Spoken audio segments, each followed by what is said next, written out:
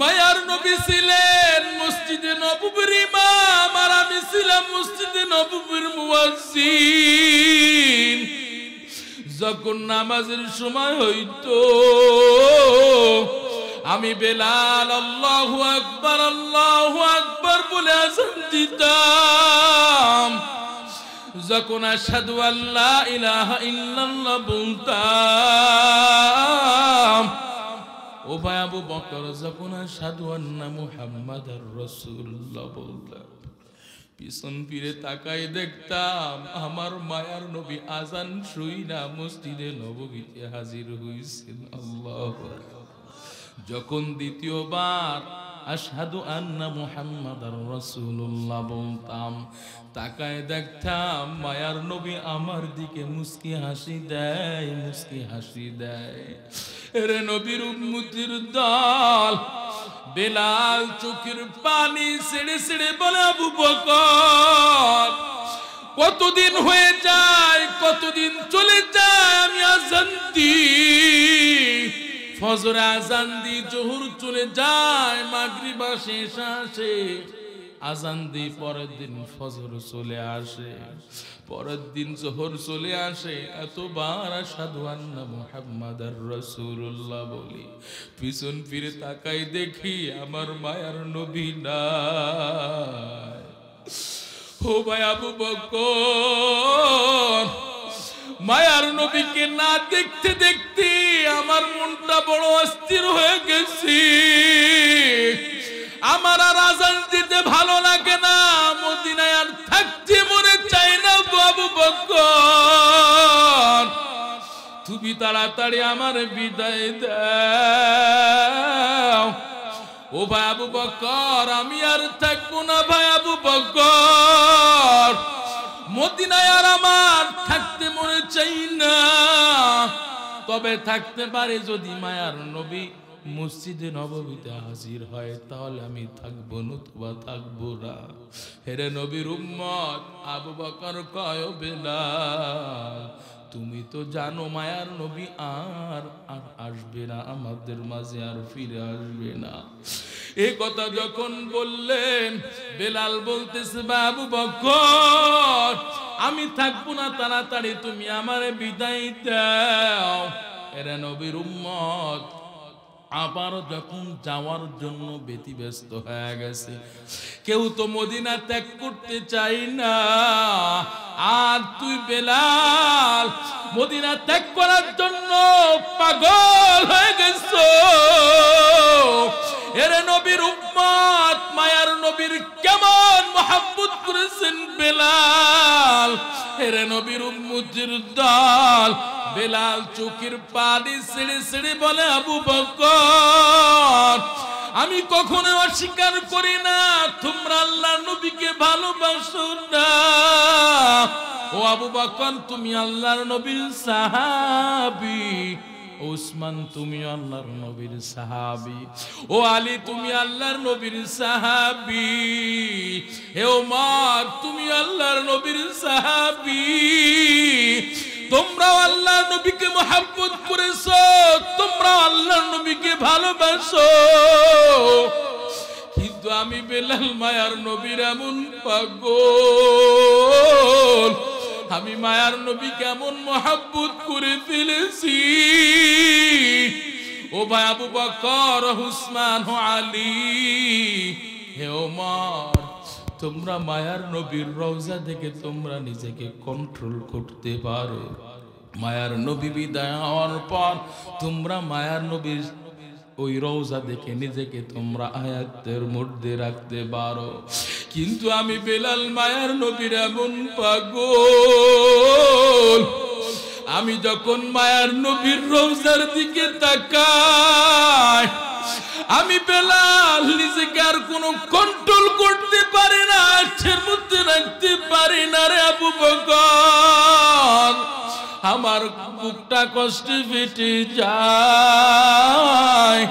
ও ভাই আবু বকর আমি থাকবো না, তুমি তাড়াতাড়ি বিদায় দাও।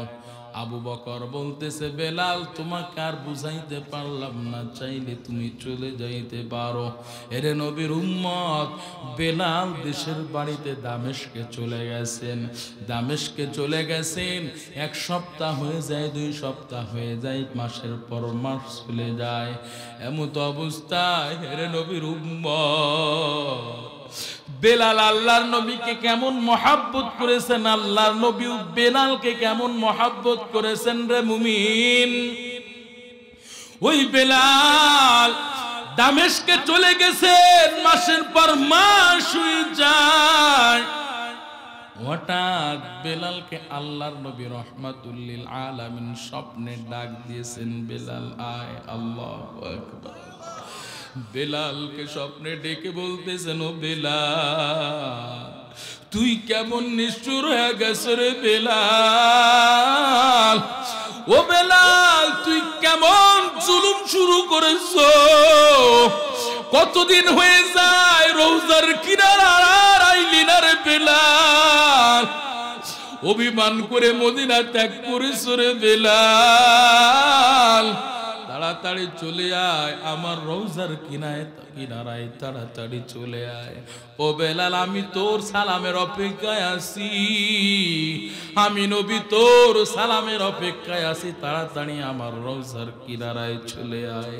এরে নবীর উম্মত, আল্লাহর নবীর খাঁটি আশিক বেলাল রাদিয়াল্লাহু তাআলা আনহুর ঘুম ভাঙ্গার পর বেলাল আর 1 সেকেন্ড আর দামেস্কে থাকে নাই। দৌড়াইতে দৌড়াইতে যত তাড়াতাড়ি পেয়েছে বেলাল, ওই দামেস্কে সাইরা মায়ার নবীর রওজার কিনারায় হাজির। মায়ার নবীর রওজার কিনারায় এসে বলতেছেন, ও পয়গম্বর আপনার পাগল বেলাল আপনার কিনারায় হাজির। ও পয়গম্বর আপনার পাগল আপনার রওজার কিনারায় হাজির। বেলাল চিৎকার করে কান্না করে, বেলালের কণ্ঠের আওয়াজটা পুরা মদিনার অলিগলিতে পৌঁছায় গেল।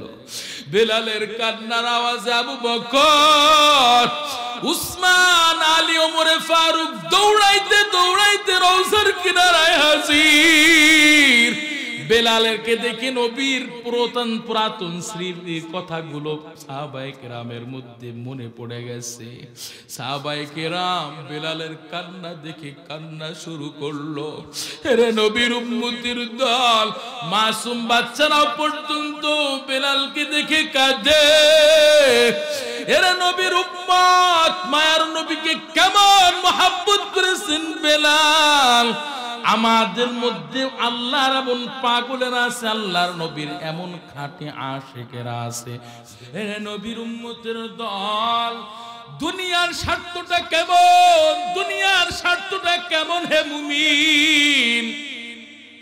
আমাদের সমাজে বাস্তব চিত্র এমন, একজন সন্তানের মা 2 জন সন্তান হয়ে গেছে, তবুও 2টা সন্তানকে ফেলে অন্য বেটার হাত ধরে পালিয়ে যায়। কথা বলেন ঠিক কিনা? সমাজে এমন অবস্থা আছে না নাই? কেমন স্বার্থের দুনিয়ার মুমিন। আজকে আপনারা আমার কথার জবাব দিবেন, আমার কথাগুলো একটু দিলটা নরম করে, আমার মাথার মেমোরিটা পরিষ্কার করে আমার কথাগুলো বোঝার চেষ্টা করবেন। গতানুগতিক কোনো ঘটনা বলে আমি আপনাদের সামনে থেকে বিদায় নিব না।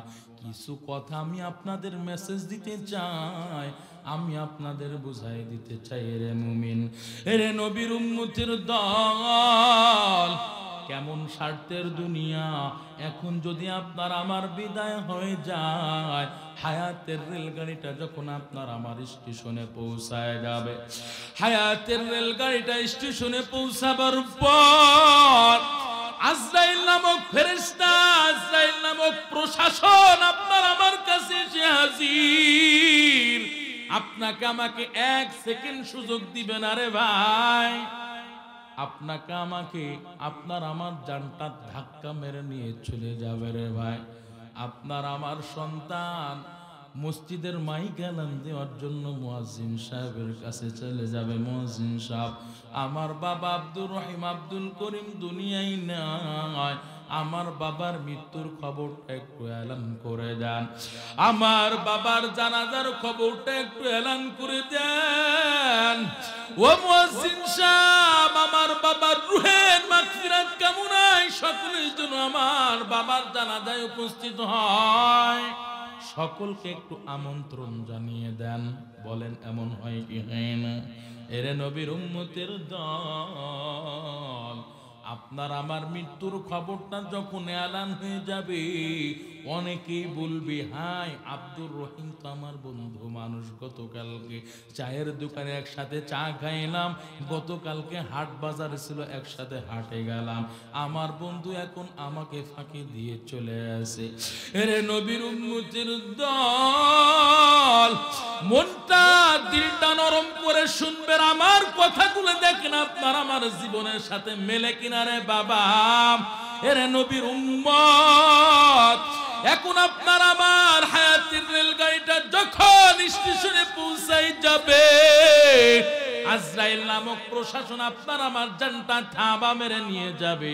আপনার আমার এই চেহারাটা এক পলক দেখার জন্য বন্ধু বান্ধব আত্মীয় স্বজন বাড়িতে ভিড় জমাবে, একটা পলক দেখা হয়ে যাবে।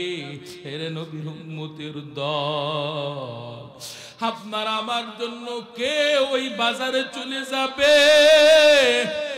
ওই বাজারে কাপড়ের কাপড় কুড়াই করার জন্য যাবে, আবার কেউ যাবে ওই কবর খনন করার জন্য, আবার কেউ চলে যাবে শেষ বিদায়ে গোসল পানি গরম করার জন্য। সুন্দর করে গোসল করাইয়া এরে নবীর উম্মত ওই তিনটা টুকরা কাফনের কাপড়ের মধ্যে আপনাকে আমাকে প্যাকিং করে ফেলবে রে মুমিন। এরে নবীর উম্মত, দুনিয়াটা কেমন স্বার্থের দুনিয়া, কেউ একটু থাকতে জায়গা দিবে না। যে স্ত্রীর সাথে জীবন কি জীবন পার করলাম, সারাটা জীবন যে স্ত্রীর পাশে শুয়ে কাটাইলাম, ওই স্ত্রী পর্যন্ত একটা মিনিটের জন্য ওই বেডে ঘুমাইতে দিবে না, ওই ঘরের মধ্যে নিবে না রে মুমিন। কেমন স্বার্থের দুনিয়া। এরে নবীর উম্মত, যে সন্তানের জন্য কোটি কোটি টাকা সম্পদ অর্জন করলাম, ওই সন্তান পর্যন্ত 10 তলা বিল্ডিং এ রাখবে না রে বাবা। এরে নবীর উম্মত, সকলে আপনাকে আমাকে ওই অন্ধকার ঘরে রেখে আসার জন্য ব্যস্ত হয়ে যাবে। জানাজার সময় আসার পর জানাজা তখন হয়ে যাবে, আর কেউ বাড়ি ফিরায় নিয়ে যাবে না। আপনাকে আমাকে ওই অন্ধকার ঘরে নিয়ে যাওয়ার জন্য ব্যতিব্যস্ত হয়ে যাবে। অন্ধকার ঘরের মধ্যে বন্ধু বান্ধব আত্মীয় স্বজন দু একজন নেমে যাবে, আপনাকে আমাকে সুন্দর করে শোয়াই দিবে রে মুমিন। মাথাটা কেবলা দিকে কইরা, মাথাটা যখন কেবলা দিকে করে দিবে, আর কেউ একটা মিনিট ওই অন্ধকার ঘরে থাকবে না। একের পর এক সকলেই বিদায় হয়ে যাবে কবর থেকে, একের পর এক সকলে উঠে চলে আসবে। ওই অন্ধকার ঘরে মা থাকবে না, বাবা থাকবে না রে বুবিন। ওই অন্ধকার ঘরে বন্ধু বান্ধব আত্মীয় স্বজন কেউ থাকবে না, কেউ আপনার আমার জন্য আপন হবে না রে যুবক ভাই। একের পর এক যখন উঠে চলে আসবে, সুন্দর করে ওই কবরের উপরে বাঁশের চালি দিয়া কলা পাতা বিছাইয়া সুন্দর করে মাটি চাপা দিয়ে চলে আসবে। আর এটাই প্রমাণ করে দিবে, বন্ধু তার বন্ধুকে বলবে, বন্ধু এতদিন তোমার আমার সাথে কেমন বন্ধুত্বর সম্পর্ক ছিল, আমি যে পোশাকটা ব্যবহার করতাম সেই পোশাকটাও তোমার জন্য মার্কেট থেকে আমি ক্রয় করতাম। আমি ভালো কিছু খাবারের আইটেম করলে তোমাকে দাওয়াত করে খাইতাম, তোমাকে খাওয়াইতাম, নিজে খাইতাম, এমন কি আমি যা যা করতাম তুমিও তাই তাই করতা। ও বন্ধু, আজকে তোমাকে অন্ধকার ঘরের মধ্যে রেখে গেলাম, এতদিন তোমার আমার সাথে কতই বন্ধুত্ব সম্পর্ক ছিল, এখন আমি তোমার আপন কেউ না, এখন আমি তোমার আপন কেউ না। সন্তান বাবাকে এটাই প্রমাণ করে দিবে, বাবা এতদিন তোমার আমার সাথে সন্তান বাবার সম্পর্ক ছিল, ও বাবা এখন আমি তোমার আপন কেউ না। বন্ধু বান্ধব আত্মীয় স্বজনরা এটাই প্রমাণ করে দিবে এখন আমরা তোমার আপন কেউ না। জবান খুলে ঈমানের পাওয়ার নিয়ে উচ্চ কণ্ঠে আমি আপনাদের থেকে জবানবন্দি নিতে চাই, আপনাদের থেকে জানতে চাই। কেউ জবান বন্ধ করে রাখবেন না, সকলেই জবান খুলে উচ্চ কণ্ঠে বলবেন। ওই অন্ধকার ঘরের মধ্যে যখন আপনাকে আমাকে ফেলে আসবে রে মুমিন, আপনার আমার জন্য ওই অন্ধকার ঘরে আপন হবেন কি? সবাই জবান খুলে বলেন আপনার আমার জন্য আপন হবেন কে? हकीकत से तो दुनिया बेखबर है, दुनिया की नुमाइश पर नजर है। नबी गोयाम कि आज दुनिया जुदा बाश बहर कार के बाशी बा खुदा बाश, जिससे दुनिया अज खुदा का फिल बुदहन निकमाश नकरह पर सिंधुजान आबदर किश्तिहाला के किश्तियां अंदर जीरे किश्ती पुष्टियास्त। भाईरा आमार ওই আল্লাহ ছাড়া আপনার আমার জন্য কেউ আপন হবে না রে মুমিন। দুনিয়াতেও আপনাকে আমাকে আল্লাহ ছাড়া কেউ আপন হবে না। আপনার আমার জন্য দুনিয়াতেও আল্লাহ ছাড়া কেউ আপন হবে না। দুনিয়া থেকে বিদায় হয়ে যাব তখন আল্লাহ ছাড়া আপনার আমার জন্য কেউ আপন হবে না। এরে নবীর উম্মত, আল্লাহ ছাড়া যেহেতু কেউ আপন হবে না, তাহলে জবান খুলে বলেন সম্পর্ক করবেন কার সাথে? আর একটু আওয়াজ করে বলেন সম্পর্ক করবেন কার সাথে? আল্লাহ এর জন্য জানায় দেন, ও পয়গম্বর উম্মতদেরকে জানায় দেন, বান্দাদেরকে জানায়া দেন, আমার কোন বান্দা যদি আপনত্বের শিকারে, নিঃস্বার্থ ভালোবাসার শিকারে, কারণটা কি?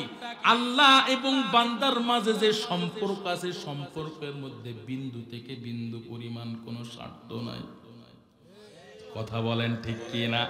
আপনত্বের খাতিরে, নিঃস্বার্থের খাতিরে কোন বান্দা যদি আমি আল্লাহ তাআলার সাথে ভালোবাসা বন্ধন সৃষ্টি করতে চাই, আমি আল্লাহ তাআলার সাথে সম্পর্ক স্থাপন করতে চাই, আমার কোন বান্দা যদি আমি আল্লাহ তাআলার সাথে সম্পর্ক করতে চাই, পয়গম্বর উম্মতদেরকে জানাইয়া দেন আগে আপনি পয়গম্বরকে মহব্বত করতে হবে, ভালোবাসতে হবে। আগে আপনি পয়গম্বরের সুন্নাত আদর্শ ফলো করে ভালোবাসার মহব্বত প্রকাশ করবে, তাহলে আমি আল্লাহর ভালোবাসা হয়ে যাবে। এরে নবীর উম্মত, আল্লাহ পাক বললেন পয়গম্বরকে তোমরা মহব্বত করো, ভালোবাসো, অনুসরণ করো, ইত্তেবা করো। এরে নবীর উম্মত, আল্লাহর নবীকে কেন ভালোবাসবো, আল্লাহর নবীকে কেন মহব্বত করব? এই প্রশ্নের জবাব হলো তিনটা। এক নাম্বার জবাব, আল্লাহর নবীকে আল্লাহ ভালোবাসার কথা বললেন, কেন ভালোবাসবো? এক নাম্বার জবাব, আল্লাহর নবীকে মহব্বত এই জন্যই করব, আল্লাহর নবীকে ভালোবাসা মহব্বত করা আমাদের জন্য এটা ঈমানের দাবি। কথা বলেন ঠিক কি না? যার মধ্যে আল্লাহর নবীর মহব্বত ভালোবাসা নাই, সে হাজারো মুসলিম দাবি করলে সে কখনোই মুসলিম হতে পারে নাই। মুসলিম নামের বড়ই মুনাফিক। আল্লাহর নবীর সাহাবীর ঘটনাটা আমি আপনাদের দলিল হিসেবে পেশ করতেছি।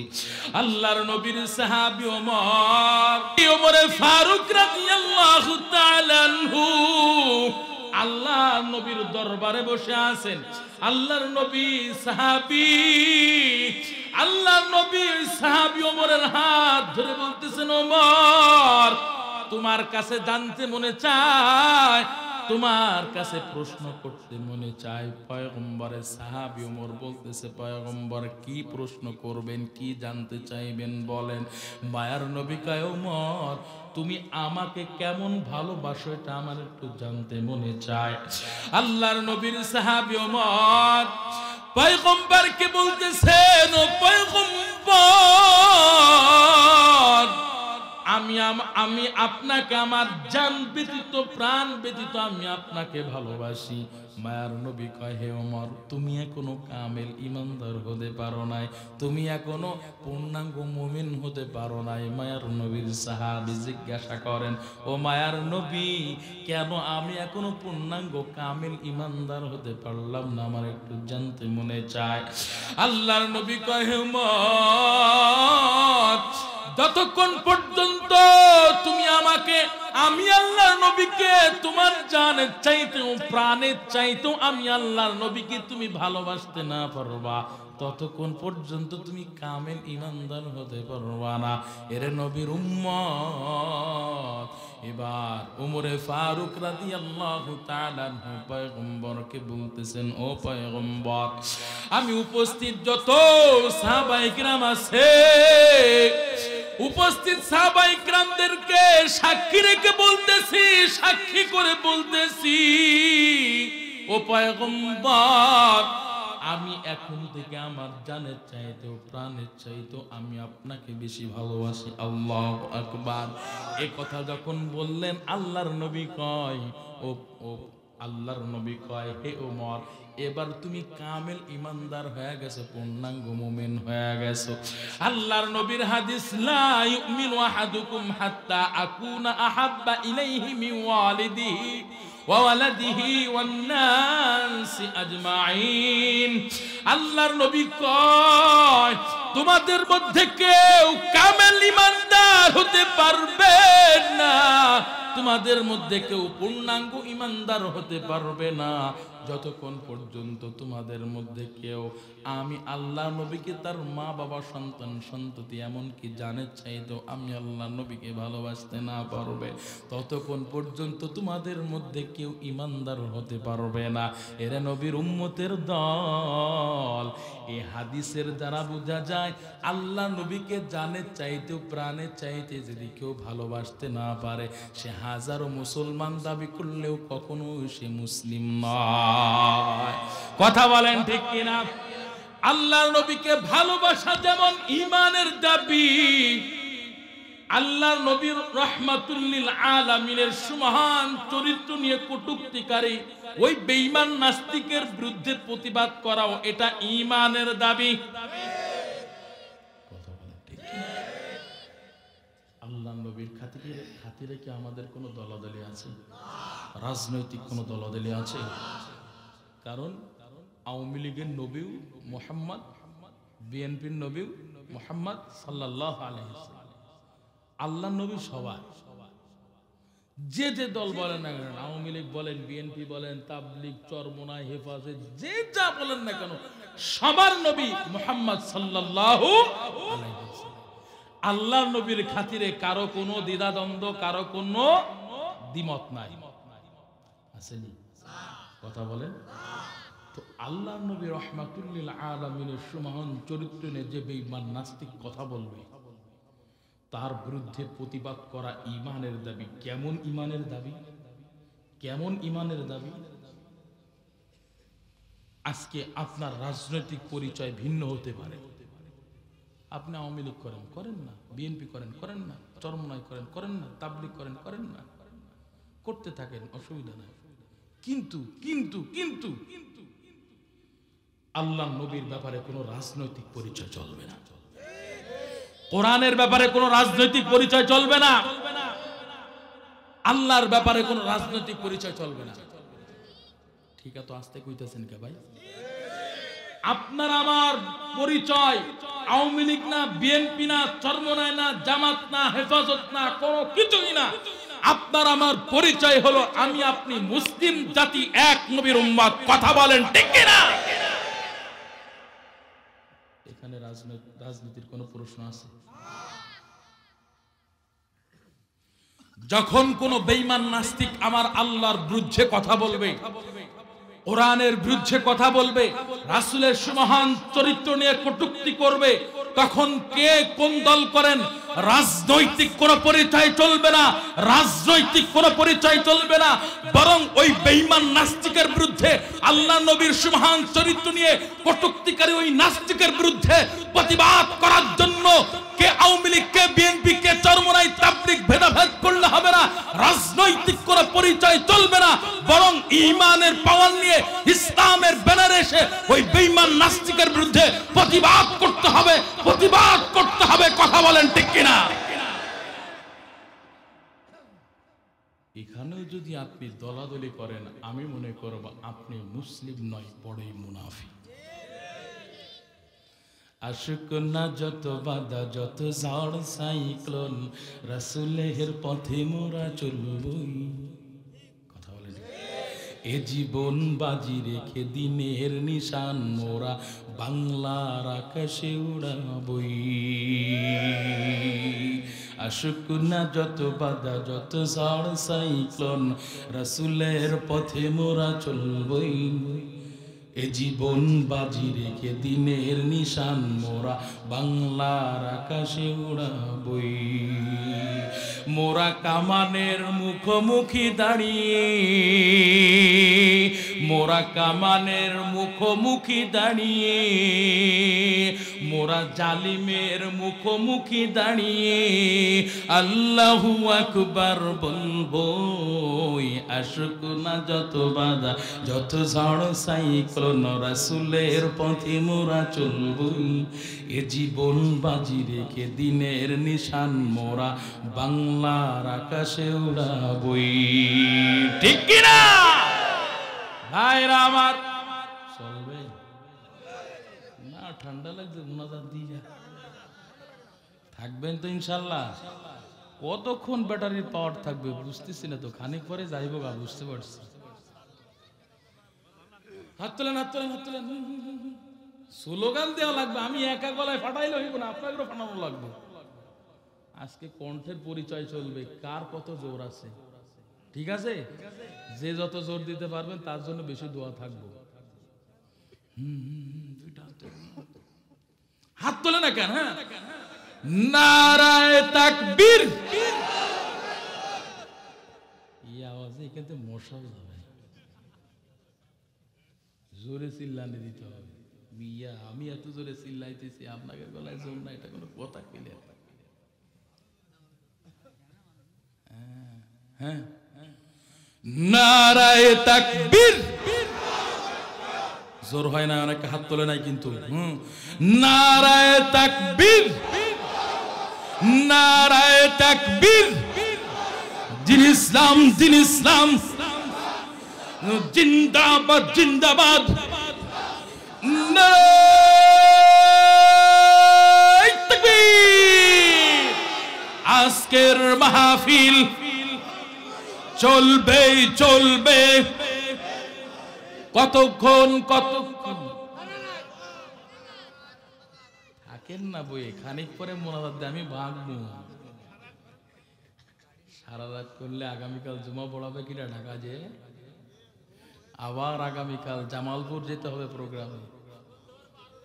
ভাইরা আমার, না এই মেশিং না রে ভাই। আল্লাহ সকলকে কবুল করেন, চিল্লায় বলেন আমিন।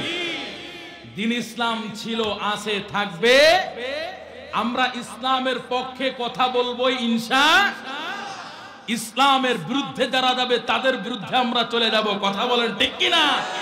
এই জন্যই তো আজকে আপনাদের দিলের মধ্যে, আপনাদের অন্তরের মধ্যে ঈমানের পাওয়ার আছে, আপনাদের অন্তরের মধ্যে আল্লাহর নবীর ভালোবাসা আছে, কোরআনের মহব্বত আছে, যার ফলেই আপনারা এই ঠান্ডা মাটির উপরে বসে আছেন। এটা আমার কোনো ক্রেডিট না ভাই, এটা কোরআনের ক্রেডিট। কথা বলেন ঠিক কিনা? এটা আল্লাহর ক্রেডিট। কথা বলেন ঠিক কিনা? আল্লাহ সকলকে জান্নাতের জন্য কবুল করেন, চিল্লায় বলেন। আমরা মোল্লা মৌলবীর আবার খারাপ কিন্তু ভাই। কিরম খারাপ? কারণ এই এলাকায় যে সুদখোর, সুদের কথা যদি বলে যায় হে কবে এই হুজুর খারাপ। কথা কয় না, কথা কয় না। যে এলাকায় দুর্নীতি করে, মানুষের তা মেরে খায়, হেতের কথা কব কবে হুজুর খারাপ। ঠিক না? ও আপনারা ওই ঠিক পার্টির লোক না? ওই পার্টির লোক বুঝতে পারছি, এটা তো ঠিক ঠিক করতে দেন। ভাইরা আমার দেখেন কি করেননি আপনারা, কি করেননি বলেন। আপনারা একজন কোরআনের দায়ীকে বছর কি বছর কারাবন্দী করে দুনিয়া থেকে বিদায় করলেন, কারাবন্দী করে, ঠিক না? কি দোষ করছিল? 10টা ধর্ষণের মামলা নাই, 10টা দুর্নীতির মামলা নাই, 10টা মার্ডারের মামলা নাই, ঠিক না?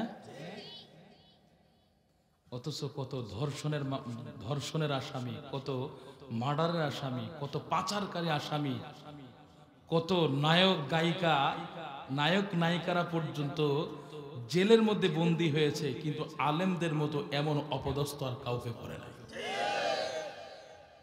জেলের মধ্যে বন্দী হয়েছে, তারা আজকে গিয়েছে, আগামীকাল ছাড় পেয়েছে, কিন্তু আলেমদেরকে ছাড় দেওয়া হয় নাই।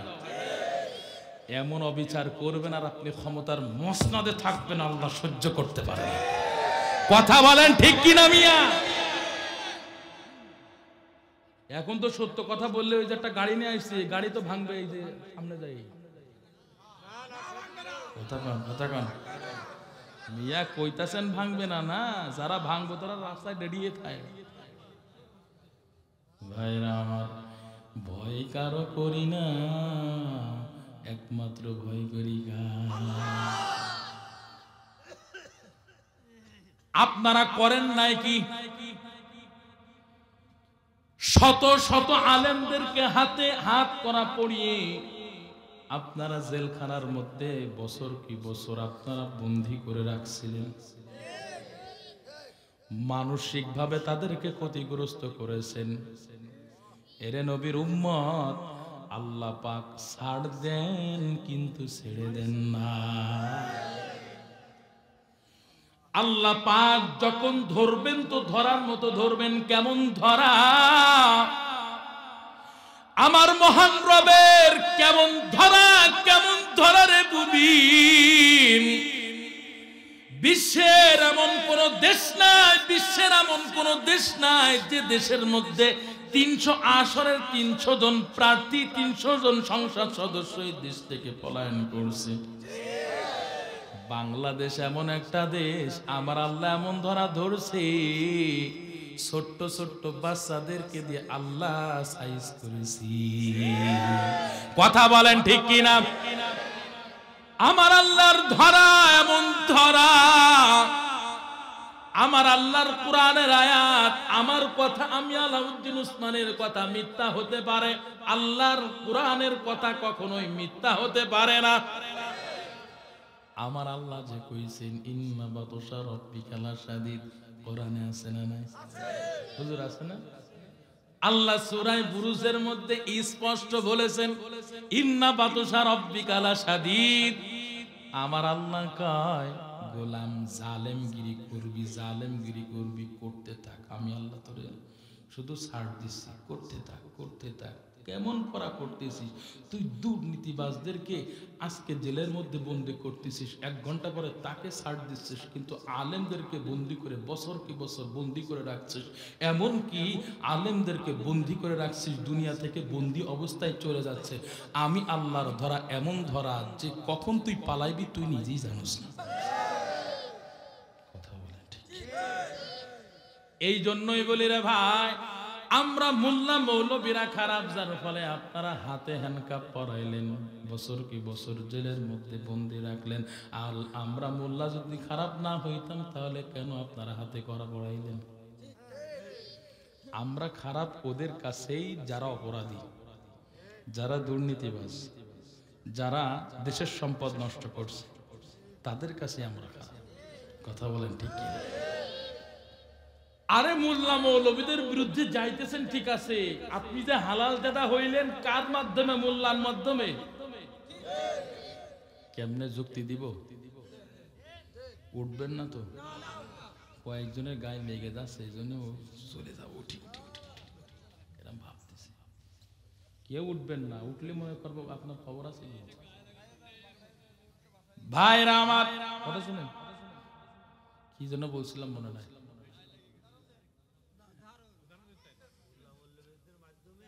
হ্যাঁ, উদাহরণ কেমন দলিল দিচ্ছি, আপনারা যুক্তি দিচ্ছি, যুক্তি নেন। মোল্লা মৌলবী যে আপনার আসল মূল, তার প্রমাণ দিচ্ছি। আপনি যে হালাল জাদা হয়েছেন, হালাল জাদা হয়েছেন, হারাম জাদা নয়, হালাল জাদা। কি জাদা? আপনি যে বৈধ সন্তান, এটা মোল্লার কারণে হয়েছে। কেমনে? আপনার মা বাবা বৈধ হয়েছে মোল্লার বিয়ে পড়ানোর কারণে। এই কেউ মিথ্যা বলতে পারবেন? মোল্লা খুতবা দিয়েছে, খুতবা দিয়ে আপনার মা বাবাকে হালাল করছে, তাই আপনি হালাল জাদা হয়েছেন। মোল্লা যদি বিয়ে না পড়াইয়া হালাল না করতো আপনার মা বাবাকে, তো আপনি যা হইতেন তা আপনি জারজ হইতেন, অবৈধ হইতেন, ঠিক না? আবার দুনিয়া থেকে বিদায় হবেন, এই মোল্লা আপনার জানাজা পড়াইবো, আপনার লাগিয়া দোয়াও করবো, ঠিক না? ঠিক না? এই মোল্লার বিরুদ্ধে যাবেন কেন? এই মোল্লার বিরুদ্ধে কেন যাবে?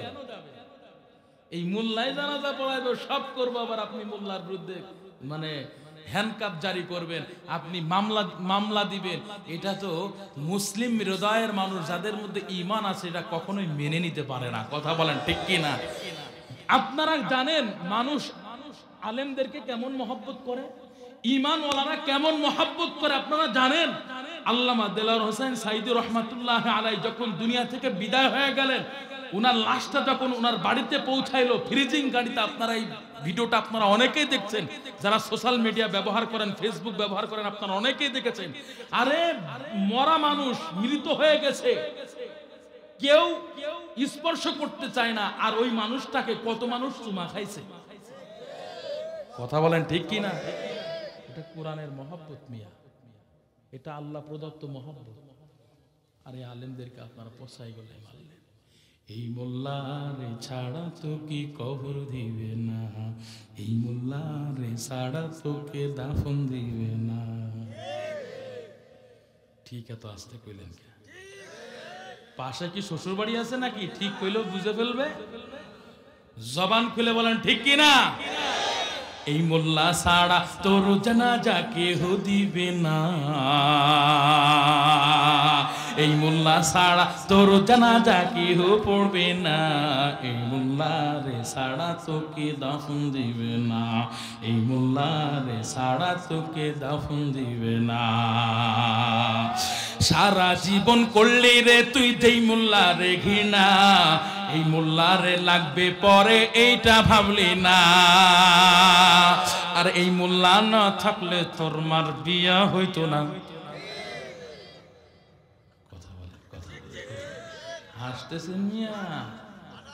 এই মোল্লা রে ছাড়া তোকে কবর দিবে না, এই মোল্লা রে ছাড়া তোকে দাফন দিবে না। ওরে তোর মা বাবা যাবে যেদিন এই দুনিয়া ছেড়ে, সেদিন ঠিকই আসতে হবে এই মোল্লারই ধারে। ওরা ঠেকাই পড়লে মোল্লা চেনে নইলে চিনি না। মিয়া ঠিক আছে, আসতে কইতেছেন কেন? কথা বলেন ঠিক কিনা? যে আল্লাহ সাইজ করে দেয় 40, 50, 60 যখন পার হয়, আল্লাহ যখন সাইজ করে দেয়, মাথা যখন তখন মোল্লার ধারে আয়া কয়, হুজুর একটু আপনি আমার জন্য দোয়া করেন। কথা বলেন ঠিক কিনা? এমন অপধর্ত বলি, আমি ধার্ত বলি না, ধর্ত বলি, সমাজে আছে না নাই? এদের কাছে আমার কথাটা খারাপ লাগে। যদি ক্ষমতা থাকতো এখন আমার 5টা কথা বলতে দিত না কেউ। কথা বলেন ঠিক কিনা? যুগ জামানা পরিবর্তন হয়ে গেছে, সাবধান হয়ে যান ভাইরা আমার। যে কথা আমি বলছিলাম, এরা নবীর উম্মতের দল, আল্লাহর নবী রহমাতুল লিল আলামিনকে ভালোবাসা, এটা ঈমানের দাবি। আল্লাহর নবীর সুমহান চরিত্রের বিরুদ্ধে যে বেঈমান নাস্তিক কথা বলবে, তার বিরুদ্ধে প্রতিবাদ করা ঈমানের দাবি। কথা বলেন ঠিক কি? এরে ভাই, আল্লাহ পাক জানাইতেন গোলাম, আমি আল্লাহ তাআলার সাথে যদি কেউ সম্পর্ক করতে চায় আগে আমার পয়গম্বরকে মহব্বত করতে হবে, ভালোবাসতে হবে। কেন ভালোবাসবো? এক নাম্বার জবাব পাইলাম, আল্লাহর নবীকে ভালোবাসা ঈমানের দাবি। দ্বিতীয় নাম্বার জবাব, আল্লাহর নবীকে কেমন ভালোবাসতে হবে? জবাবটা হলো সাহাবায়ে কেরাম যেমন ভালোবেসেছেন তেমনই ভালোবাসতে হবে। আল্লাহর নবীকে সাহাবায়ে কেরাম কেমন মহব্বত করেছেন রে যুবক, এরে নবীর উম্মতের দল ও পুকুরিয়া এলাকার মুসলমান, আল্লাহর নবীকে কেমন মহব্বত করতে হবে রে ভাই?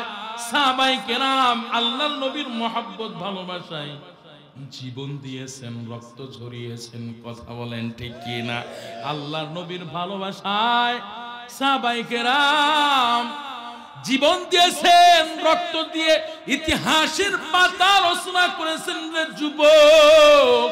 কেমন মহব্বত করেছেন আল্লাহর নবীর সাহাবী বেলাল, আল্লাহর নবীর খাঁটি আশিক বেলাল রাদিয়াল্লাহু তাআলা আনহু। মায়ার নবী যখন দুনিয়া থেকে বিদায় হয়ে গেল, আল্লাহর নবীর সাহাবীদের অবস্থা এমন হইল, পাগলের মতো আচরণ শুরু করে দিল। সাহাবায়ে কিরাম মায়ার নবী দুনিয়া থেকে বিদায় হওয়ার কষ্টে পাগলের মতো হয়ে গেছে। আল্লাহর নবীর খাঁটি পাগল বেলাল মুমূর্ষ অবস্থায় পড়ে থাকে।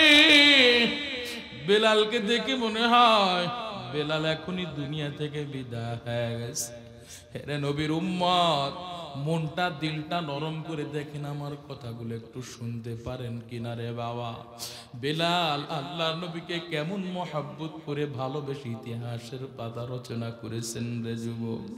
আল্লাহর নবী দুনিয়ার জমিন থেকে বিদায় হওয়ার পর বেলাল মাথায় একটা ব্যাগ নিয়ে আবু বকরের দরবারে হাজির।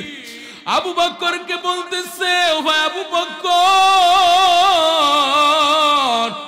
তুমি আমাকে বিদায় দাও, তুমি আমাকে ছুটি দাও। ও আবু বকর, আমি আর মদিনার জমিনে থাকবো না, আমার একটু ভালো লাগে না। বেলাল বলতেছে, ও বেলাল, মায়ার নবীর সাহাবী আবু বকর বলতেছে, ও বেলাল, তুমি কেন ওই মদিনার জমিন ত্যাগ করবা?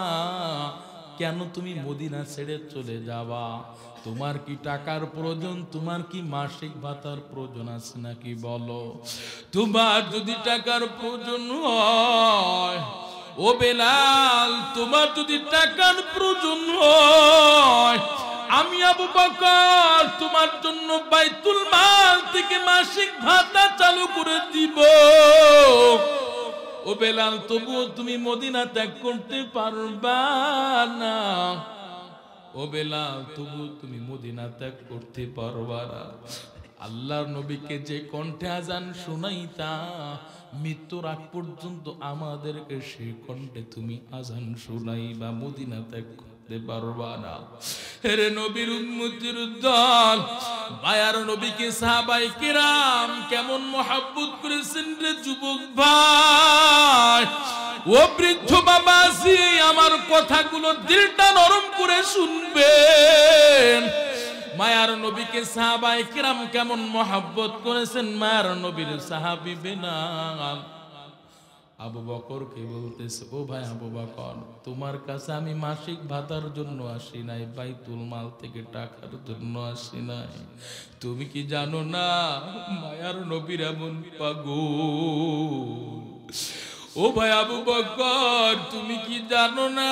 তুমি কি জানো না নো ভাই? মায়ার নবী ছিলেন মসজিদে নববীর ইমাম, আর আমি ছিলাম মসজিদে নববীর মুয়াজ্জিন। যখন নামাজের সময় হইতো, আমি বেলাল আল্লাহু আকবার বলে আযান দিতাম। যখন আশহাদু আল্লা ইলাহা ইল্লাল্লাহ বলতাম,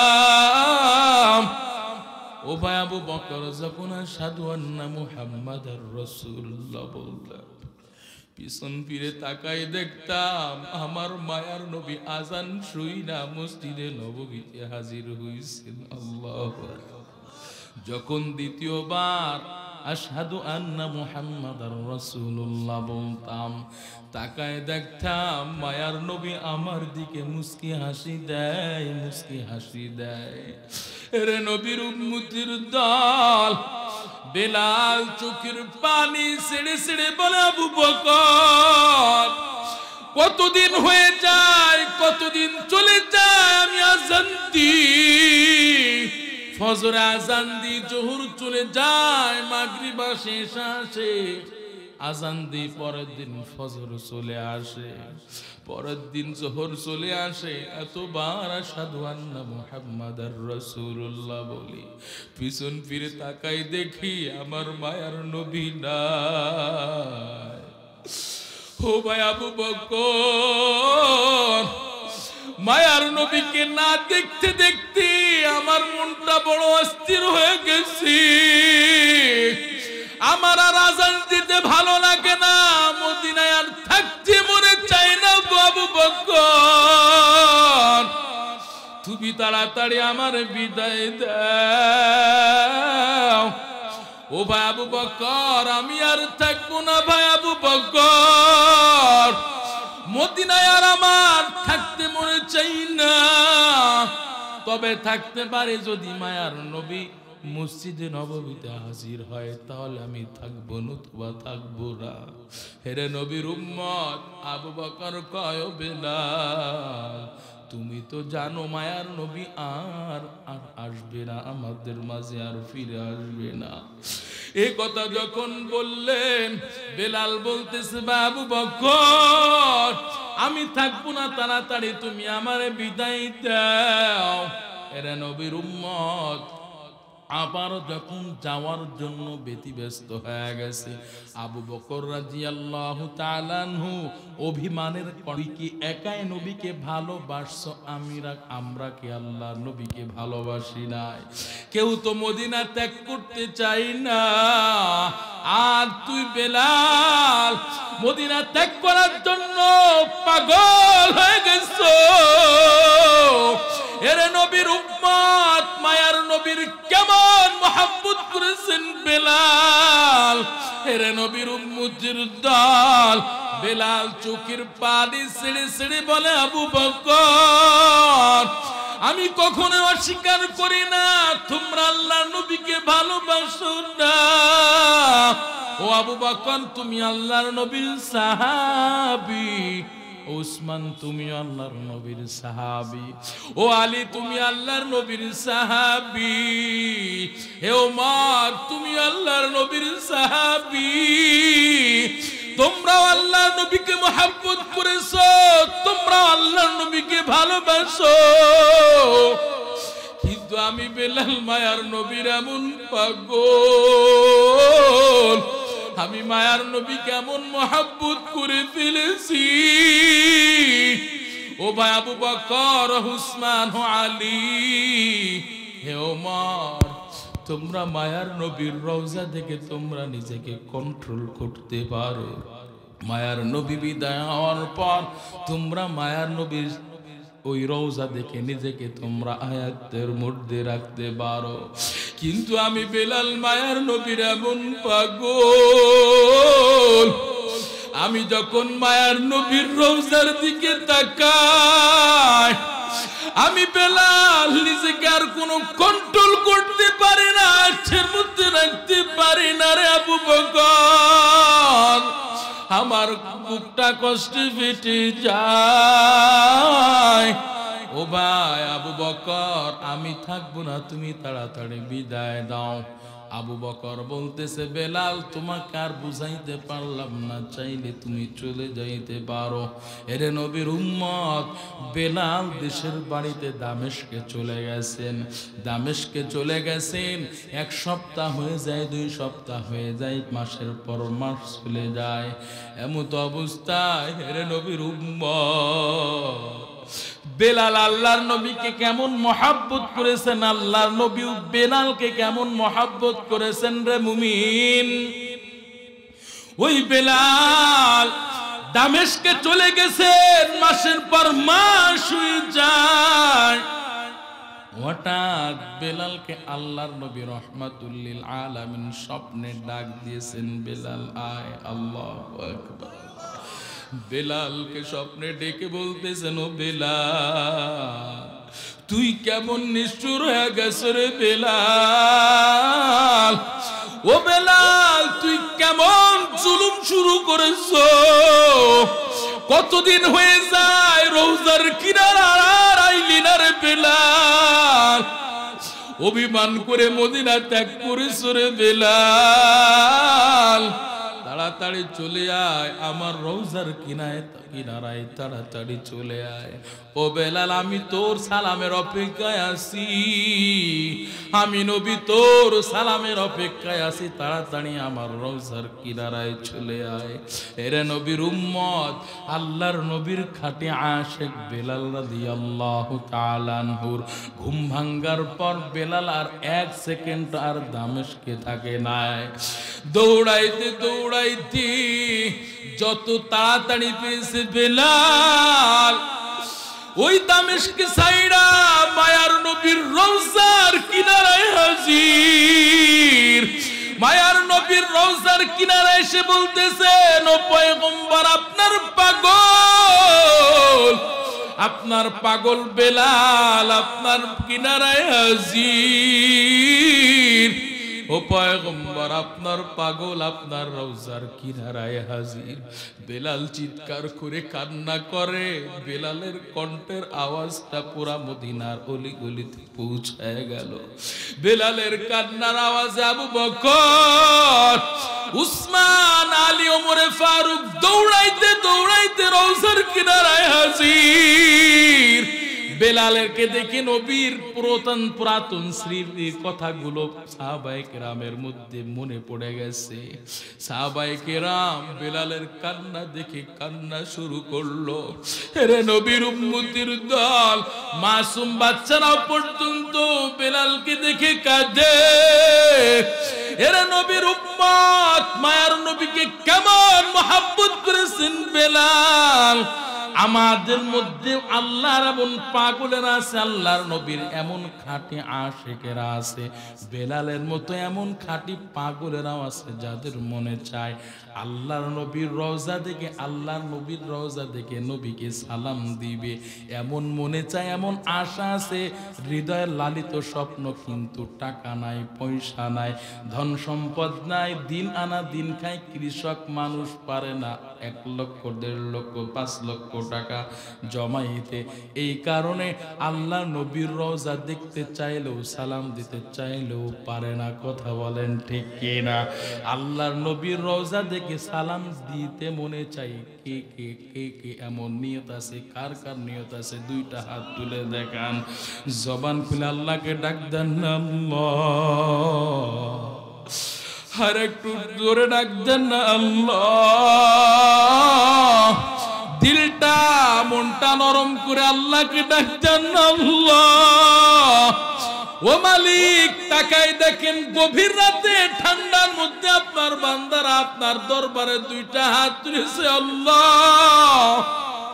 ও মালিক, আপনার বান্দারা আপনার ঘর বাইতুল্লাহ জিয়ারত করতে চায় আল্লাহ। আপনার নবীর রওজা দেখে সালাম দিতে আপনার বান্দাদের মনে বড় ইচ্ছা আশা। ও মালিক, আপনার বান্দা কোরআনের ময়দানে এসে আপনার দরবারে হাত তুলেছে, আপনি কবুল করে নেন। আপনার বাইতুল্লাহ জিয়ারত করার তৌফিক দেন। ও মালিক, মায়ার নবীর রওজা দেখে সালাম দেওয়ার তৌফিক দান করেন। চিল্লা বলেন আমিন। আল্লাহু আকবার। ভাইরা আমার, মোনাজাত দিব কি কয় না ভাইরা আমার? হ্যাঁ ঠিক আছে, ইনশাআল্লাহ গাইব। টাকা দিয়া লাগবে, টাকা না দিলে গুজল হইব না। কয় চা খাওয়াবো? হে চা তো হিরেতে খাওয়াবে, আমার হিতরাই খাওয়াবে, আপনি খাওয়াবেন। ভাইরা আমার দেখছেন পাবলিক হুজুরেরও মাথা ব্যথা। ভাইরা আমার, আল্লাহর নবীকে কেন ভালোবাসবো? এক নাম্বার জবাব পাইছিলাম, আল্লাহর নবীকে মহব্বত করা ঈমানের দাবি। দ্বিতীয় নাম্বার, আল্লাহর নবীকে কেমন ভালোবাসবো? সাহাবায়ে কিরাম যেমন ভালোবাসছেন। কথা বলেন ঠিক কিনা? এইবার আসেন, আল্লাহর নবীকে কোন পদ্ধতিতে ভালোবাসতে হবে রে মুমিন, এটা বলে আমি আপনাদের সামনে মুনাজাত দিব রে বাবা।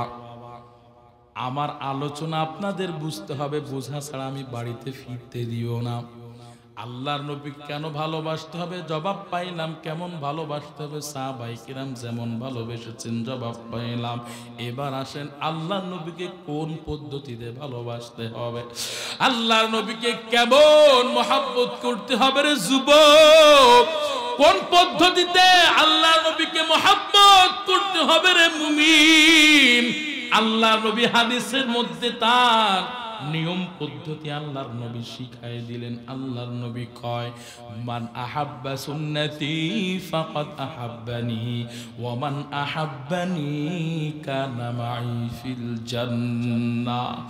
আল্লাহর নবী জানায় দেন, হে উম্মতের দল, গোটা উম্মতদেরকে মায়ার নবী জানায় দেন, হে উম্মতের দল, তোমরা শুনে রাখো, তোমরা জেনে রাখো, যে আমার সুন্নত আদর্শ নিজের মধ্যে বাস্তবায়ন করলো। কেমন সুন্নাত? ওরে যুবক, আজকে দাড়ি রাখলে তোমার মনে হয় মুরব্বি মুরব্বি লাগে।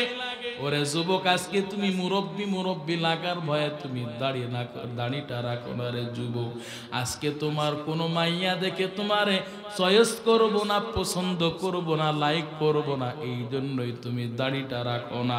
ওরে যুবক, আমি তোমাদেরকে বলতে চাই রে যুবক ভাই, আজকে যারা তোমরা দাড়িটা কাইটা আল্লাহর নবীর সিনায় আঘাত করতেছে রে যুবক, আজকে তোমরা যারা মেয়েরা তোমাকে পছন্দ করবে না, লাইক করবে না, তাই তোমরা দাড়িটা রাখতে চাও না রে যুবক, আমি বলবো তোমার কপালে বেহায়া বেলা জানারি জুটবে, এর মধ্যে কোনো সন্দেহ নাই। কথা বলেন ঠিক কিনা? কেমন বেহায়া বেলা জানারি তোমার কপালে জুটবে রে যুবক? আমি যুক্তির আলোকে তোমাদেরকে জানাই দিতে চাই রে যুবক ভাই, আজকে অনেক নেককার দিনদার মেয়েরা মা বাবাকে হুঙ্কার ছাড়ে আলটিমেটাম দেয়, ও বাবা, ও মা, দাড়িওয়ালা ছেলে ছাড়া আমরা বিবাহ করব না, 5 ওয়াক্ত নামাজি ছেলে ছাড়া আমরা বিবাহ বসবো না। কথা বলেন ঠিক কিনা? আর যে সমস্ত নারীরা দাড়ি পছন্দ করে না, বেহায়া বেলাজা নারীরা আল্লাহর নবীর সুন্নত আদর্শ দাড়িটা পছন্দ করতে চায় না। কথা বলো ঠিক কিনা? নেককার দিনদার নারী আসবে তোমার ঘরে, যদি তুমি দাড়িটা রেখে দাও তাহলে তোমার জীবনটা জান্নাতি জীবন হয়ে যাবে। আর দাড়ি যদি না রাখো, ওই বেহায়া বেলাজা নারী তোমার কপালে জুটবে, এর মধ্যে কোনো সন্দেহ নাই। ওরে যুবক ভাই, যারা আল্লাহর নবীর সুন্নত আদর্শ পালন করবে, আল্লাহর নবী কয় সে কেমন জানি আমি আল্লাহর নবীকে মহব্বত করলো। আর যে আমি আল্লাহর নবীকে মহব্বত করবে, এরা নবীর উম্মত, এর চেয়ে বড় নিয়ামত কি আর হতে পারে রে যুবক? কিয়ামতের ময়দানে ওই উম্মত আল্লাহর নবীর সাথে জান্নাতে থাকবে। এরে নবীর উম্মত, আজকে তুমি কোন মহব্বতে আল্লাহর নবীর সুন্নত আদর্শ বিদায় করো রে যুবক? দুনিয়ার জমিন থেকে তোমার আমার যখন তখন বিদায় হয়ে যেতে হতে পারে রে ভাই। তোমার আমার হায়াতের রেলগাড়িটা যখন তখন তোমার আমার হায়াতের রেলগাড়িটা স্টেশনে পৌঁছায় যাবে। এরে নবীর উম্মত, দুনিয়াতে আসার সিরিয়াল আছে কিন্তু যাওয়ার সিরিয়াল নাই। এই করোনার সময় কত যুবক তার মায়ের বুক খালি করে বিদায় হয়ে গেল, কত যুবক রোড অ্যাক্সিডেন্টে দুনিয়া থেকে বিদায় হয়ে গেল। ওরে যুবক, তুমি এখনো ভাবতাছো আজ নয় কাল করতে করতে তুমি বৃদ্ধের জীবনের কথা চিন্তা করতেছো। যখন বৃদ্ধ হয়ে যাব, আল্লাহর কাছে 2টা হাত তুলে আল্লাহর কাছে ক্ষমা চেয়ে নিব, তওবা করে নিব, আল্লাহর ঘর মসজিদে 5 ওয়াক্ত নামাজ ঠিক মতো আদায় করব। ও বিজ্জু বাবাজি, 40, 50, 60, 80 বছর পার হয়ে গেল বাবা, এখনো আপনি ওই চায়ের দোকানে আড্ডা দেন, নামাজে আপনি যান না গো বাবা। আপনি 5 ওয়াক্ত নামাজ ঠিক মতো না পড়া আপনি চায়ের দোকানে চা পিলান আর সিগারেট ধইরা আপনি সিগারেট টানতে থাকেন গো বাবা। আপনার একটা পাও কেমন জানি কবরের মধ্যে চলে গেছে, এখনো কি আপনার হুঁশ ফেরে না গো বাবা? আমি সন্তান হয়ে বলে যাই, ও বাবা 40, 50, 60, 80 বছর চলে গেছে, এখনো সময় আছে, আল্লাহর পথে ফিরে আসেন, নবীর আদর্শের দিকে ফিরে আসেন গো বাবা। আপনারা যারা আজনা কাল করতে করতে নিজের জীবনের মূল্যবান সময়টা আপনারা পার করে দিচ্ছেন গো বাবা। আমি আপনাদের থেকে জানতে চাই, এই যে আপনারা আমার সামনে বসে আছেন, 1 ঘন্টা বলেন, 2 ঘন্টা বলেন, 3 ঘন্টা বলেন না কেন বাবা, 1 সেকেন্ড বলেন, 2 সেকেন্ড বলেন, 3 সেকেন্ড বলেন না কেন, আধা সেকেন্ডে বাঁচতে পারবো, হায়াতের কোনো গ্যারান্টি আছে নাকি? হায়াতের কোনো গ্যারান্টি নাই রে মুমিন, হায়াতের কোনো গ্যারান্টি নাই। এই জন্য যখন তখন আপনার আমার বিদায় হয়ে যেতে পারে। ওই কবরটা যদি জান্নাতের বাগিচা বানাইতে চান, দুনিয়া থেকে যদি জান্নাতি হয়ে যেতে চান, আল্লাহর ইবাদতের বিকল্প কিছুই নাই, আল্লাহর রেজামন্দি, আল্লাহর রাজি খুশির বিকল্প কিছুই নাই। দুনিয়া থেকে যদি তুমি সৎ বান্দা হয়ে যেতে পারো, তোমার আমার ওই কবরটা জান্নাতের বাগিচা হয়ে যাবে। আল্লাহর নবী কয়, আল কবরু রাউযাতুম মির রিয়াজিল জান্নাহ, ওই কবরটা কারো জন্য জান্নাতের বাগিচার মধ্যে একটা বাগিচা হয়ে যাবে। আবার ওই কবরটা কারো জন্য জাহান্নামের কুয়ার মধ্যে একটা কুয়া হবে। ওরে যুবক, ও বৃদ্ধ বাবাজি, আপনাকে আমাকে ওই অন্ধকার ঘরে রেখে আসার পর 3টা প্রশ্নের জন্য 2 জন ফেরেশতা চলে আসবে। রবের পরিচয় দাও, ধর্মের পরিচয় দাও, মায়ার নবীর পরিচয় দাও, নেককার বান্দা, দিনদার বান্দা, আল্লাহর নবীর আদর্শ পালনকারী বান্দা। ওই 3টা প্রশ্নের জবাব সাথে সাথে দিতে পারবে। আর যারা বেঈমান, নাফরমান, বেনামাজি হইয়া দুনিয়া থেকে বিদায় হবে, আল্লাহর নবী বলেন ওই 3টা প্রশ্নের জবাব ওই নাফরমান বান্দা দিতে পারবে না। আল্লাহ পাক ওই সময় ফেরেশতাদেরকে অর্ডার করবে, ফেরেশতা ওই নাফরমানকে আর ছাড় দিলে হবে না, ছাড় দিলে হবে না। ওই নাফরমানকে আমি আল্লাহ 40, 50, 60, 80 বছর হায়াত দিয়েছিলাম, আমি আল্লাহর ইবাদত করে নাই, আমি আল্লাহ সন্তুষ্ট হব এমন কাজ আমার ওই বান্দা করে নাই। নাফরমান হইয়া ওই বান্দা দুনিয়া থেকে বিদায় হয়ে আসলো। ওই বান্দা 5 ওয়াক্ত নামাজ পড়ে নাই, সুদ খাইছে, ঘুষ খাইছে, অন্যের মাল লুণ্ঠন করে খাইছে, অন্যের সম্পদ জোর জবরদস্তি করে খাইছে। ওই নাফরমানকে আর ছাড় দিলে হবে না। আল্লাহ পাক বলেন, ও ফেরেশতার দল, ওই নাফরমানের কবরের 2 পাশের মাটিকে চাপ দেওয়ার জন্য অর্ডার করো। এরা নবীর উম্মত, ও যুবক ভাই, ও বৃদ্ধ বাবাজি, নাফরমানের কবরের 2 পাশের মাটিকে যখন চাপ দেওয়ার জন্য অর্ডার করবে, 2 পাশের মাটি নাফরমানকে এত দূরে চাপ দিবে, এত দূরে চাপ দিবে রে যুবক, 1 পাজরে হাড্ডি অপর পাজরের মধ্যে ঢুকে যাবে, সহ্য করার ক্ষমতা কারো থাকবে না। আল্লাহর নবী আরো বলেন, 1টা নয়, 2টা নয়, 99টা সাপ দংশন করার জন্য চলে আসবে। এরে নবীর উম্মত, ও যুবক ভাই, আল্লাহ বলবেন, ফেরেশতা এতটুকুই শাস্তি দিলে হবে না, নাফরমানের কবরের মধ্যে জাহান্নামের আগুনের বিছানাটা বিছায় দাও। যে জাহান্নামের আগুনের ব্যাপারে মায়ার নবী কয়, আল্লাহ জাহান্নামের আগুনকে 1000 করে 3000 বছর প্রজ্বলিত করেছেন। এরে নবীর উম্মত, দুনিয়ার আগুন এক সেকেন্ড সহ্য করতে পারি না। দুনিয়ার আগুন এক সেকেন্ড গায়ে লাগলে সহ্য করতে পারি না। আর জাহান্নামের আগুন এত কোটি কোটি গুণ তেজের আগুন সহ্য করার ক্ষমতা কারো থাকবে না। জাহান্নামের আগুন এক সেকেন্ড সহ্য করার ক্ষমতা কারো নাই। গায়ে লাগা মাত্র পুরা শরীরটা তামা তামা হয়ে যাবে। এরে নবীর উম্মত, দুনিয়ায় বিপদে পড়লে বন্ধু তার বন্ধুকে সাহায্য করার জন্য এগিয়ে আসে রে বাবা। দুনিয়ায় বিপদে পড়লে মা বাবা সন্তানকে সাহায্য করার জন্য এগিয়ে আসে, সমাজবাসী সাহায্য করার জন্য এগিয়ে আসে। আর ওই অন্ধকার ঘরের মধ্যে যদি বিপদে পড়ে যাও রে যুবক ভাই, ও বৃদ্ধ বাবা, আজ এই অন্ধকার ঘরের মধ্যে তোমার আমার জন্য কেউ বিপদে এগিয়ে আসবে না। ও আম্মা জান, আমি আপনাদের সন্তান হয়ে বলে যাই, গো আম্মা জান, আপনারা 5 ওয়াক্ত নামাজ ঠিক মতো পড়বেন, পর্দা করবেন, স্বামীর সেবা যত্ন করবেন, খেদমত করবেন। গো মা, আপনারা নিজেরা কোরআন পড়বেন, সন্তানদেরকে কোরআন পড়া শিখাবেন। আপনারা নিজেরা কোরআন পড়বেন, সন্তানদেরকে কোরআনের আলেম হাফেজ বানাইবেন। গো মা, ওই মা বাবার কপাল কত ভালো, সেই মা বাবার সন্তান কোরআনের আলেম হয়েছে, কোরআনের হাফেজ হয়েছে রে বুবিন।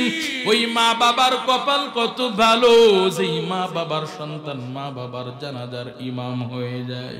এনে নবীর উম্মত, ও আম্মা জান, ও বৃদ্ধ বাবা, যে ও সন্তানের মা বাবা, আমি আপনাদেরকে বলে যাই, আপনারা দুনিয়া থেকে বিদায় হবেন, আপনার জন্য আপনার আপনজনেরা একদিন কান্না করবে, 2 দিন কান্না করবে, 3 দিনের মাথায় আর আপনার কথা কেউ স্মরণ করবে না। কিন্তু আপনার একজন হাফেজে কোরআন সন্তান, আপনার একজন আলেম সন্তান দুনিয়ার জমিনে যতদিন বেঁচে থাকবে রে মুমিন, ততদিন পর্যন্ত আপনার হাফেজে কোরআন আলেম সন্তান কোরআন পড়ে পড়ে আল্লাহর কাছে বলবে, আল্লাহ, আমার মাকে কবরে শুয়াই রেখে আসলাম, আমার বাবাকে রেখে আসলাম গো মালিক। আমার বাবা 1 বছর হয়ে গেল, মা 2 বছর হয়ে গেল, মা দুনিয়া থেকে বিদায় হয়ে গেছে। ও মালিক, রমজান মাসে কোরআন খতম করলাম, একটা পারা কোরআন তেলাওয়াত করেছি গো আল্লাহ। ও মালিক, ইফতারের আগে দোয়া কবুল হয়। রমজান মাসে সন্তান কোরআন পড়ে পড়ে আল্লাহর কাছে বলবে, আল্লাহ, এই কোরআন তেলাওয়াতের ওসিলায় সবগুলো আপনি আমার মা বাবার অ্যাকাউন্টে পৌঁছায় দেন। এরে নবীর উম্মত, আর দোয়া করবে, আল্লাহ, আপনি আমার মা বাবাকে মাফ করে দেন, ক্ষমা করে দেন। এরে নবীর উম্মত, ওই আলেম সন্তান আপনাকে কোনোদিন ভুলবে না। আপনার ওই আলেম সন্তান মৃত্যুর আগ পর্যন্ত আপনার জন্য সূরা ফাতিহা, সূরা ইখলাস পড়ে পড়ে আপনার জন্য দোয়া করবে। ও আম্মা জান, একজন সন্তানকে হলো কোরআনের আলেম হাফেজ বানাইবেন। আমার মা বাবা আমাকে কোরআনের আলেম হাফেজ বানাইয়া ঠকে নাই গো বাবা। আমি আপনাদেরকে বলবো, সন্তানদেরকে আপনারা সৎ সন্তান বানায় যান। আজকে আপনারা বিভিন্ন বৃদ্ধাশ্রমে ঘুরে ঘুরে দেখবেন, আপনারা বৃদ্ধাশ্রমে যান, কোন মুয়াজ্জিনের মাকে পাইবেন না, কোন আলেমের মা বাবাকে বৃদ্ধাশ্রমে পাইবেন না। হেরে নবীর উম্মতের দল, একজন কোরআনের আলেম হাফেজ সন্তান যদি অল্প টাকা বেতন পায়, ওই বেতনের মধ্যে সংসার চালাই, মা বাবার জন্য চিন্তা করে। কথা বলেন ঠিক কিনা? এই জন্য বলবো আম্মা জান, আপনারা নিজেও কোরআন পড়বেন, সন্তানদেরকেও কোরআনের আলেম হাফেজ বানাইবেন। আপনারা স্বামীর সেবা যত্ন করবেন, পর্দার মধ্যে থাকবেন। আপনারা তো পর্দা করতে চান না, বেহায়া বেলাজা হইয়া ছোট্ট ছোট্ট কাপড় পয়রা আপনারা মার্কেটে যান, ফ্যাশন দিয়ে দিয়ে আপনারা মার্কেটে ঘুরতে যান। ও আম্মা জান, আপনাদের কি ওই জাহান্নামের আগুনের কথা কি একটু মনে নাই গো মা? ওই কবরে আযাবের কথা কি একটু আপনাদের স্মরণ নাই? ওই আজরাইল এসে আপনার ডানটা ধাক্কা ধাক্কা মেরে নিয়ে যাবে গো মা। এমন একটা দিন আসবে ও মা, আপনি তো সাজু গুজু কইরা, রঙিন শাড়ি পয়রা, স্বর্ণ অলংকার পয়রা, আনন্দ করতে করতে আপনি স্বামীর ঘরে আসলেন। এমন একটা দিন আসবে আজরাইল জানটা ধাক্কা মেরে নিয়ে যাওয়ার পর আপনাকে 5টা টুকরা কাফনের কাপড়ের মধ্যে প্যাকিং কইরা ওই অন্ধকার ঘরে যাওয়া লাগবে গো মা। ওই অন্ধকার ঘরে 5টা টুকরা কাফনের কাপড়ের মধ্যে প্যাকিং হওয়ার আগে আপনারা পর্দার মধ্যে আপনাদেরকে প্যাকিং কইরা নেন, তাহলে আপনার জান্নাতের ঠিকানা হবে, এর মধ্যে কোনো সন্দেহ নাই। আম্মা জান, আজ থেকে আপনারা 5 ওয়াক্ত নামাজ ঠিকঠাক মতো আদায় করবেন, পর্দা করবেন, আপনারা পর্দা মেনটেন করে চলাফেরা করার চেষ্টা করবেন। বৃদ্ধ বাবাজি, আমি আপনাদেরকে বলে যাই, আপনারা যদি কবরটা জান্নাতের বাগিচা বানাইতে চান, আল্লাহর ইবাদত, আল্লাহর রেজামন্দি, আল্লাহ সন্তুষ্টর বিকল্প কিছুই নাই। যুবক ভাই, আমি আপনাদেরকে বলে যাই, যুবক ভাই, 5 ওয়াক্ত নামাজ পড়বেন, নবীর সুন্নত আদর্শ পালন করবেন রে ভাই। মা বাবার সেবা যত্ন করবেন, মা বাবার কলিজায় কখনো আঘাত দিবেন না, মা বাবার সাথে কখনো জোর আচরণে কথা বলবেন না রে ভাই। মা বাবার কাছ থেকে দোয়া নেবেন, মা বাবার দোয়ার মধ্যে আল্লাহ পাওয়ার রেখেছেন। কেমন পাওয়ার? মা বাবা দোয়া করতে দেরি, সন্তানের জন্য ওই দোয়া কবুল হতে দেরি হয় না রে ভাই। আজকে তুমি মা বাবার কলিজা আঘাত দাও, মা বাবার সাথে তুমি অসৎ আচরণ করো রে যুবক, তুমি কি জানো না ওই মা তোমাকে 10 মাস 10 দিন গর্ভে ধারণ কইরা, কষ্টের পর কষ্ট কইরা ওই মা তোমাকে আমাকে লালন পালন করলো রে যুবক। ওই মা কেমন কষ্ট করেছে রে যুবক, ছোট্ট ছোট্ট পা দিয়ে মায়ের পেটে লাথি মেরেছি, মা সহ্য করতে পারে নাই। ওই মায়ের কলিজায় তুমি কেমনে আঘাত দাও রে ভাই। জীবনের মূল কষ্ট মায়ের প্রসব বেদনায়, 7 আসমান 7 জমিন তখন মায়েরই মাথায়। জীবনের মূল কষ্ট মায়ের প্রসব বেদনায়, 7 আসমান 7 জমিন তখন মায়েরই মাথায়। এমন মাকে কেমনে আজি, এমন মাকে কেমনে আজি যাব আমি ভুলিয়া। ও আমার প্রাণের মা, মা গো মা, কোথায় গেলে মোরে ছাড়িয়া। জনম দুঃখী ইয়াতীম আমি, চাই না কেহ ফিরিয়া। আমি যখন ছিলাম আমার মায়েরই উদরে, চলা ফিরা করতেন যে মায় কত কষ্ট করে। চিল্লা বলেন ঠিক কিনা? আমি যখন ছিলাম আমার মায়েরই উদরে, চলা ফিরা করতেন যে মায় কত কষ্ট করে। আমার সুন্দর মুখ দেখে মায়ের, আমার সুন্দর